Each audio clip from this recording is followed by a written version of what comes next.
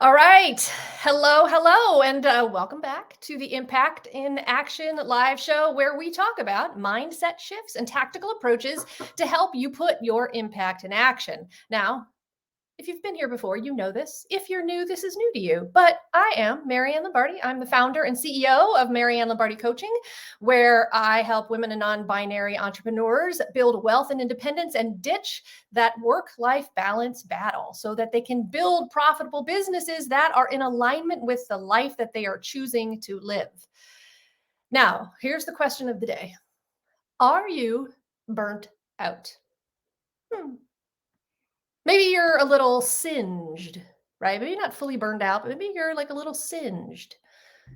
It is also possible that you are like living your best life, right? That you're free from that chronic workplace stress and overwhelm that comes from pretty much all the ridiculous demands on your time and attention that is coming from every direction and from everybody. Right now, it's coming from my puppy who's outside the door right now, scratching on the door, part of my workplace stress, working from home, right? This stress is coming from your work. It's from your family. It's from your pets. It's from your kids. It's from yourself, right? The stress comes from media, like fucking Instagram, right? It's coming from the systems and the structures and the people that are telling you what to do. They're telling you how to do it and how you have to do it all, right? Have it all, be it all. Now, if you are living that best life, oh my God, rock and roll, that's awesome. Most of us, me included, are not necessarily and are sitting in our car yelling like, fuck, make it stop.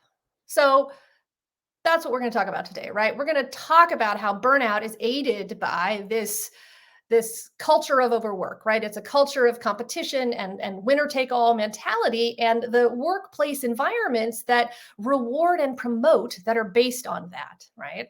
And those workplaces, they lack like the support and specifically the action that can help their stressed out and overworked employees, right? This burnout is also aided by the individualistic, like I can do it all myself ethos. It's aided by the impact of the gender pay gap, right? The gender authority gap, the gender burnout gap, which is real and has expanded throughout the pandemic, the gender unpaid labor gap, as well as the people and the environments that don't give a shit about all of the gaps. So all of this is contributing to this current burnout epidemic that we live in. So today we are going to talk about this. We're going to talk about what the heck burnout actually is, how to distinguish whether you are in it, and what the heck to do about it. And we're going to do all of this with Dr. Mary DeRaedt because she's awesome and she knows a lot. So we're going to dig on in here. So Dr. Mary, how are you? Thank you for being here. I'm good. I'm excited to be here today. I think it's a really important topic and a really interesting discussion. Yeah, absolutely. Can you sort of help orient folks around who you are, what you do, and why you do what you do? Sure. So first and foremost, I am a therapist. It's what I've been for over 20 years now, and it's a passion for me. I love doing therapy. I think helping people kind of make sense of their world is what I do. And it's just a rewarding field to be in. I have kind of parlayed that love of therapy into also training therapists. So I have a doctorate in counselor education, and I work at George Washington University as a professor of counseling and the director of the school counseling program. So because most of my approach has kind of taken you have to understand children and who they are and how they got to be adults.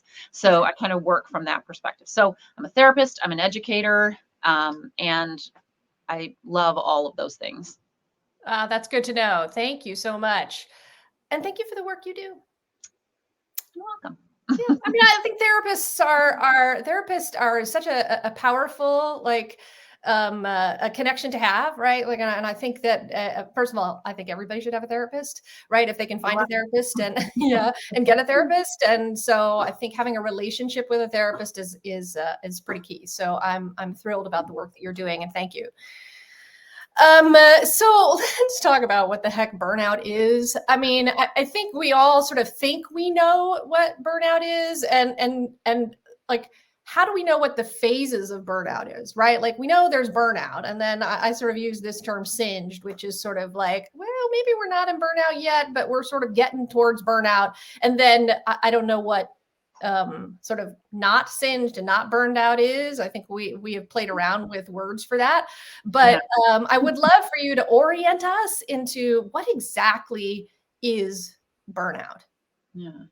So I think, first of all, something that we've talked about is that burnout is the end stage, right? It's when you have kind of allowed everything to get you to a point where you just can't manage it anymore. You are stuck in a space where you just don't feel like there's a way out, and you have too much on your plate, and you just can't engage in any way meaningfully in the work that you have, whether that's kind of intellectual work in terms of cognitive functioning, emotional functioning, like giving to people in your life, being present for people in your life and for yourself, or even physically, where your body is depleted, your body is reduced to the point where it doesn't have the energy, the physical energy to engage. So it is kind of that point where things have gotten so far that, but cognitively, emotionally, and physically, you are kind of spent. Your body budget is empty. Yeah. Um, So what is the, you just used the term body budget. What is a body budget? so that is a part of the human brain that is constantly, the human brain is trying to predict constantly. That's its job. Predict so that you don't trip, predict what's around the next corner, predict what's happening next. And so what it's doing is, on a daily basis, it is predicting how much energy you are going to need physically, intellectually, emotionally. And so it is budgeting ahead of time based on what it thinks from prior experience the day is going to bring. And so it is saying, this is how much energy we need to save for emotional investment. This is how much energy we need for physical investment. This is how much energy we need for intellectual and kind of cognitive investment. And so if you're in a space, an example of how it works is, if you're in a space where you have really high anxiety and you are constantly thinking about, oh my gosh, what is going to happen today? Bad things could happen today. Then your brain is, without kind of your permission, it is investing energy, all of its energy or most of it, into kind of that emotional stability that it's going to need to put out to keep you emotionally stable, given the stress of the day to come. And so in many ways, your body budget is the thing that is saying, okay, we've already spent all of our energy by noon, then we have nothing left to give for the rest of the day. Yeah. Sure. Is that making sense? Yeah, no, that does make sense. And so I can imagine if you are burnt out, and if you're in sort of this chronic state of that burnout spot, like your body budget is like, right? Like you just don't have a lot to give to anything, because the systems in your body are managing and dealing with the needs of that burnout, and just don't have anything left to give. Right. Absolutely. It's kind of, a lot of people may find themselves saying, it's 1:00 and all I did was have 3 meetings on Zoom today and I'm still in my PJs. Why am I so exhausted? And because they don't understand that their body budget is spending energy on the emotional investment it takes to stay on those calls and to engage with other people and to like be social on those calls. And so I think that the body budget is helpful for people who find themselves wondering why it's 2:00 and they don't have any energy left. Yeah, and I can imagine it compounds, right? Yes. Like, so if you've been in this burnout space for a long period of time, like it just compounds over and over again, the amount of effort and intensity it is to function being in that space. Yes, absolutely. And if there's no kind of reining in of that, if there's no understanding of, this is how I'm replenishing my body budget, this is what I'm doing to kind of take care of the body budget and make sure that it is not getting all spent in the first 5 hours of the day, then it will kind of set itself over time to consistently be working at a deficit. Yeah. Well, what I think is really interesting about this is that there's a lot of conversation around burnout, but I can imagine that solving burnout or helping people with burnout has to happen before people get to burnout, right? Because like what you could do, and this is why I sort of like this idea of there's burnout, there's singed, and Right. then like there's moisturized, right? Like you are you are hydrated. Fully hydrated. Exactly. Everything is fine. You're not frying in any way, shape, or form. But I can imagine if we are moving from moisturized to singed. That's such a funny word, moisturize. Right? Moisturize. It's like Moisture. moist. It's a weird word, but whatever. So, but if we're moving through these stages, I can imagine being able to notice as you are getting into that singed space and be like, oh, wait a second, maybe I need to be doing something here so I don't actually get to burnout. But if you are in burnout, like how do we get ourselves back to singed, back to like work our way through the stages of this experience? Yeah. So I'm going to use a little bit of the body budget idea just to describe some of this, which is that one of the biggest contributors to how our body is using energy is our cognition. It's the way we're thinking about stuff. It's the story we're telling ourselves about what the day is going to bring, that is impacting our energy levels and our capacity to access those energy levels. And so um, often when we're in burnout, we're sitting there. I'm just going to use a cliche of, let's say we're sitting on our couch and we're just like, I don't even want to do anything. I don't want to do my work. I don't want to help. I don't want to, pack lunches. I don't want to go to the grocery store. I don't want to do anything. And so that getting the energy to get off the couch is usually what people say. Well, just get up, right? Get up and do something. But I would say that before get up, when you are in burnout, it's sitting there on the couch and going, what is the story I'm telling myself that is sapping my energy? What are the kind of thought processes, whether it's I have to be perfect or I have to make sure that I have all of my ducks in a row every day on a regular basis in order for me to be successful. Because if that's the thought process that's going through your head, then throughout the day in your unconscious mind, every time you don't live up to that standard, it's sapping your energy because you got to put more effort into it. So laying there on that couch, the first step to kind of confronting burnout is trying to think through what these thoughts are, what these things are that are contributing to your prediction pattern, right? The thing that is telling you, do you feel like you're a failure? Do you think that if you don't get a certain amount of things, I mean, I'm going to just say for myself, 100% the narrative that goes through my head on a daily basis is I could be getting a million things done in a day. If I was just effective enough, if I was just like powerful and strong enough, I could get all my work done in one day and not have to do any work tomorrow, which is it's a lie, right? That's not true. I could get probably a lot more done than I do, but I have this lie that's telling me I should be doing everything all day long, every second of every day. And I could be. So if I'm not, then I am not living up to the right standard.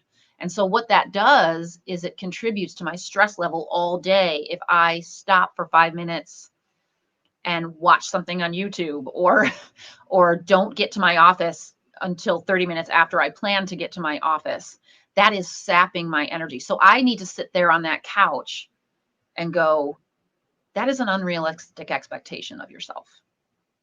That just isn't useful. You need to set a new perspective. You need to think a different way about your day and say, you know what, if I get one thing done, and this is what I do myself, if I get one thing on my to-do list done today, then I'm going to be okay. Then I have done what I need to do. This is the most important one. I'm going to do that one thing.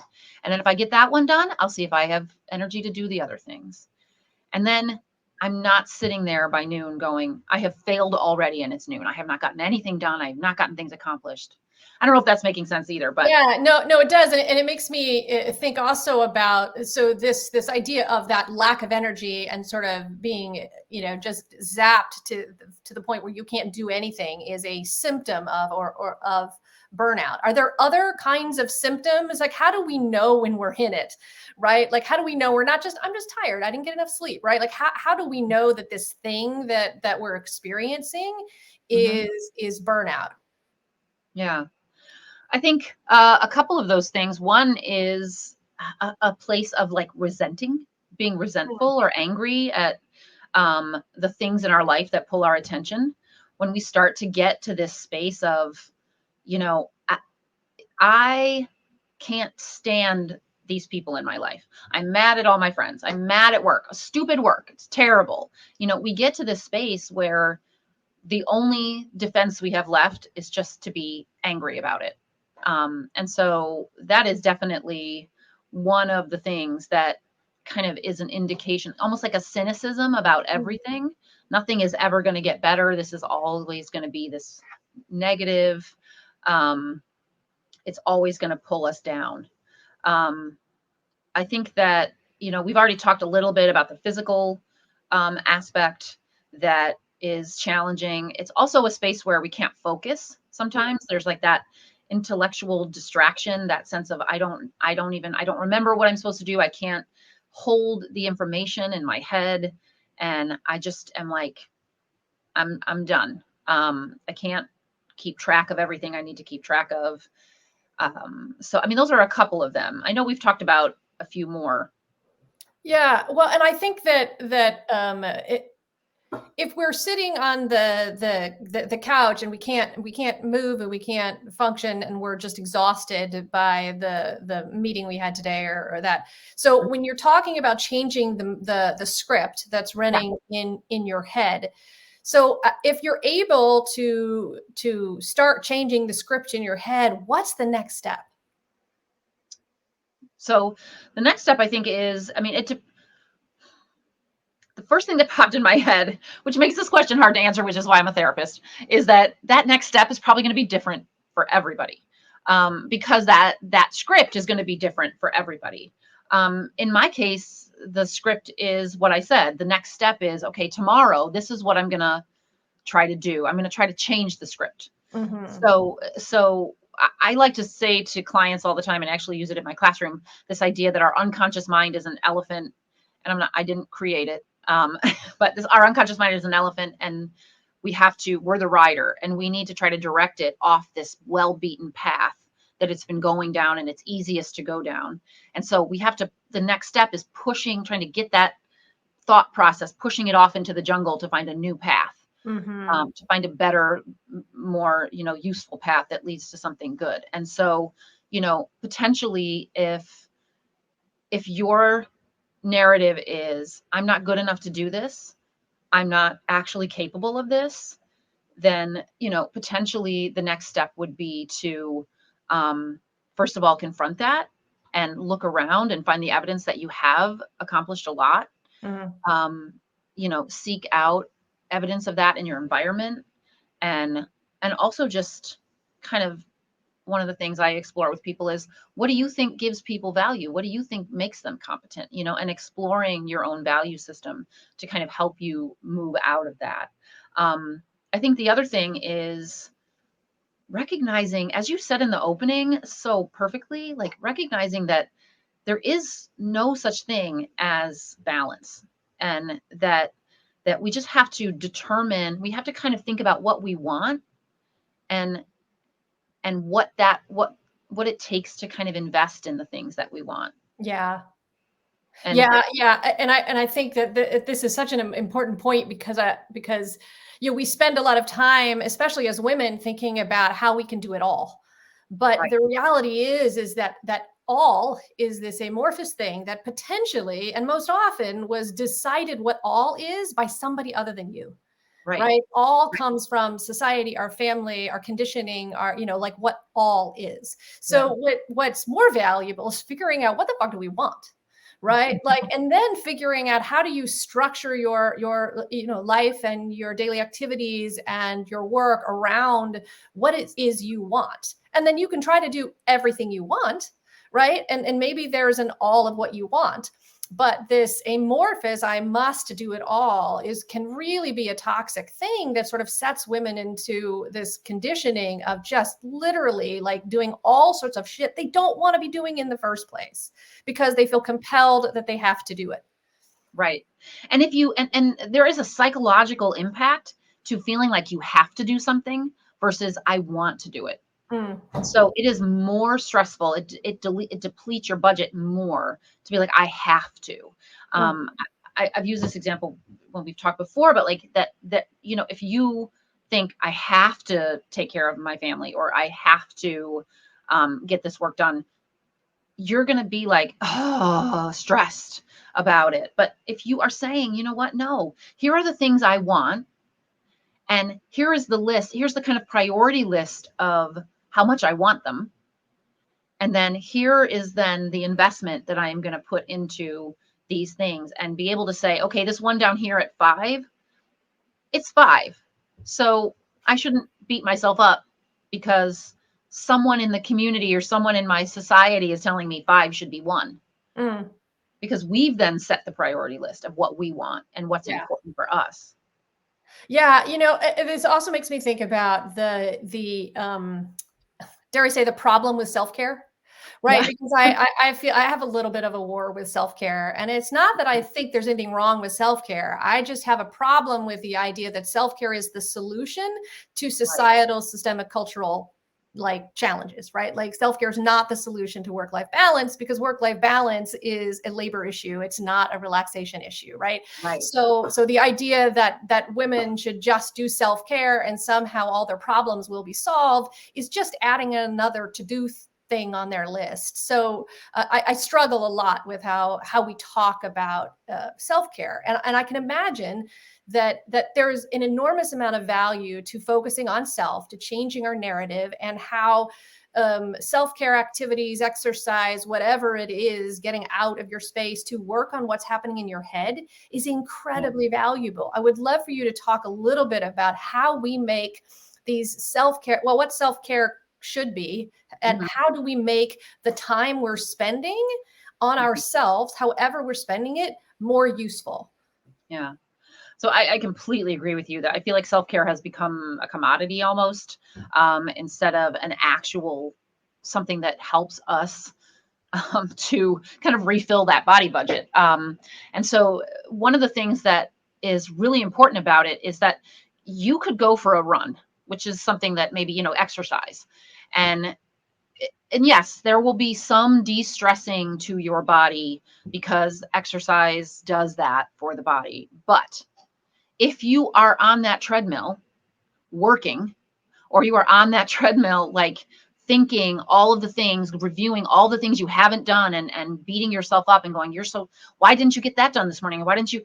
Then you are in essence coming out even. You're actually not getting any benefit. If you are laying on, like one of the things I do for self-care for myself, one of the things I take care of myself with is getting massages on a regular basis. But if I'm just laying there on the massage table and just reviewing all the negative things in my life and just thinking about, oh my gosh, when I'm done, when I leave here, I need to go to the grocery store and I need to get this done and I'm going to get this accomplished. And it's not actually taking care of yourself because it's just setting time aside for you to sit there and beat yourself up.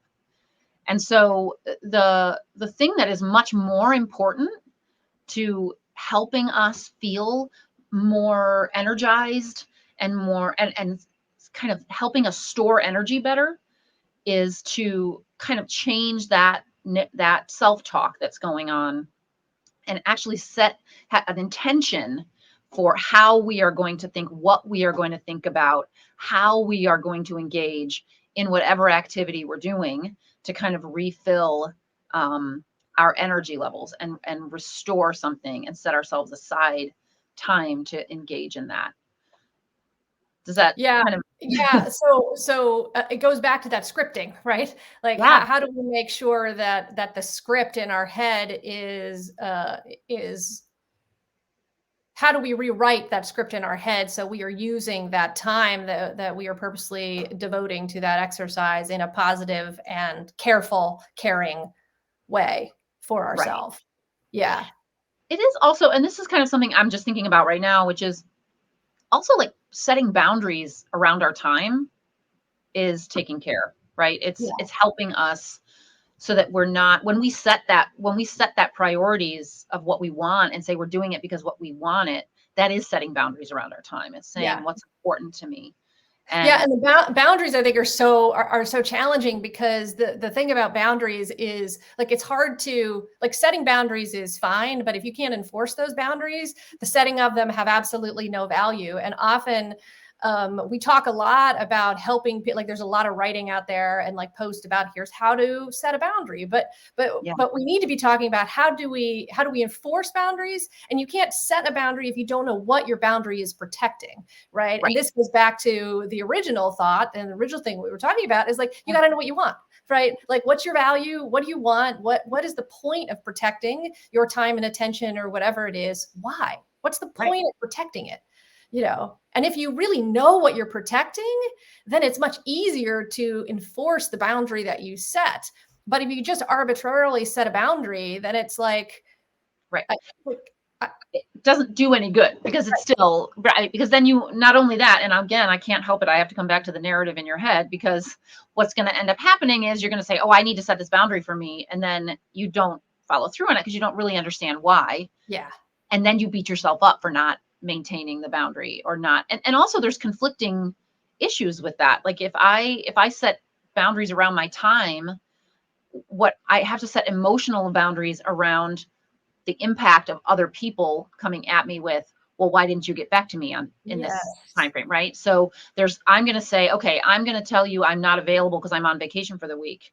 But then when people come back at me with, oh, well, where were you? I needed you. There was something that happened.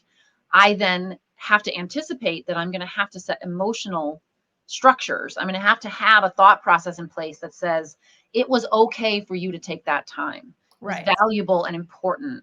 And yes, these people are having an issue with where you were, but that's okay yeah. because you are now better able to engage in it now that you have done that. So it all comes back to kind of how we, to your point, how we structure what is important, what we want, and then how we think about maintaining our focus on the things that we want.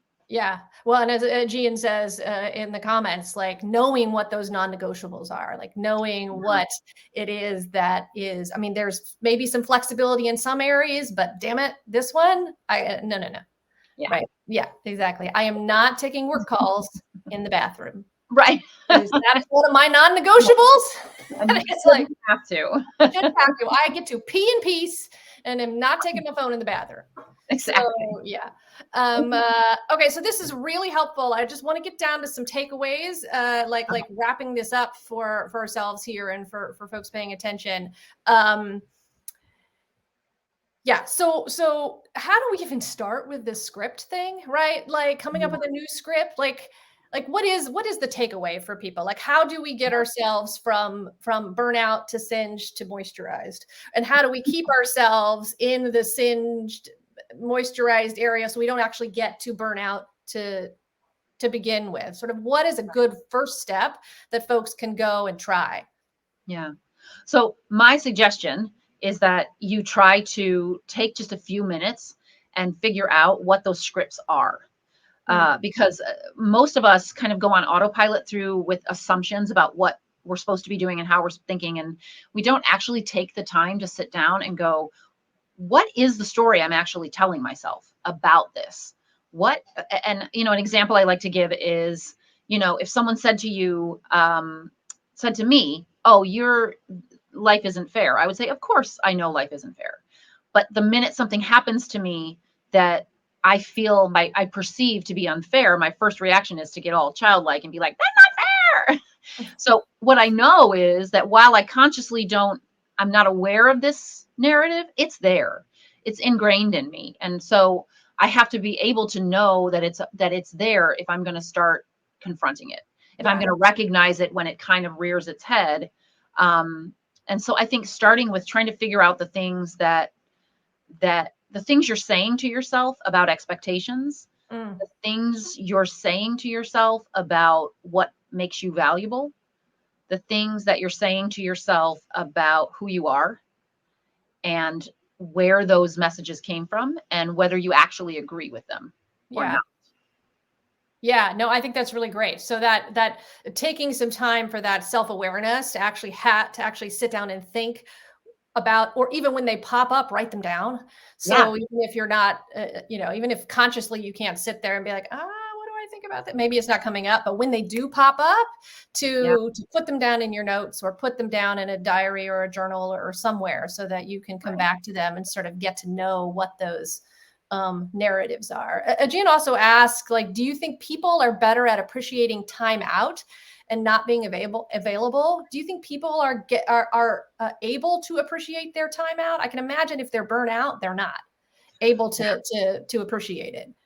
Yeah, in terms of like breaks from working when they're away, I Yeah. think that we have to make a conscious effort to like appreciate them, to engage in them, and because the default is going to be to not, to Mhm. just kind of feel like, okay, well, I've taken time out, and but the whole time I'm in time out, I'm thinking what I'm not getting accomplished, what I'm not, what people are thinking about me, what it says about me. And so I think that we need to get better at managing that, because like I said, it's important that you realize that the default is going to be to judge yourself. Mhm. And so to dig into that. So I'm not sure if I'm answering the question correctly, but that's what comes to mind for me, that most people Why are, are we such assholes to ourselves? I don't Like, know. I don't understand. Like, why do we have to be so mean? Because probably most of us were raised with people around us telling us really negative ways in which we were supposed to, like, one of the things I always hear myself thinking is like, what are you afraid of? You don't need nothing. There's nothing to be afraid of. What are you scared of? There's nothing to be scared. Like going through this narrative of like what we were told growing up. Yeah. And then we just beat ourselves up with it all the Yeah. time. What are you going to do about it? That's mine. Yeah. That's always the one in my head, is always, so what are you going to do about it? Right. Like, as you know, I'm action obsessed. I'm do obsessed, Mhm. because like so much of my conditioning is all about, okay, all right, but what are you going to do about it? Yeah. I know there's a feeling there, but what are you going to do about it? Like, Absolutely. feeling, whatever, but what are you going to do? Right. You know? Yeah. Okay. This is so helpful, Dr. Mary. Thank you so much for taking the time to chat about this. We could talk about it for like another hour and a half and two Yeah. or three. So maybe we'll come back and do another one on the subject, Mhm. um, which I think would be awesome. Yeah. So how can people sort of stay in connection with you? Well, I have an email address. I have, You're on um, LinkedIn, I'm so on LinkedIn. I'm not super social. I'm on Twitter at MDeRaedt. But they can kind of follow me on some of those different things. And then also on YouTube, I forget about this sometimes. On YouTube, there are multiple Care for Creatives talks that I've done for the CWC. There's lots of things. If you look me up on YouTube, I've read some books for kids that people can watch.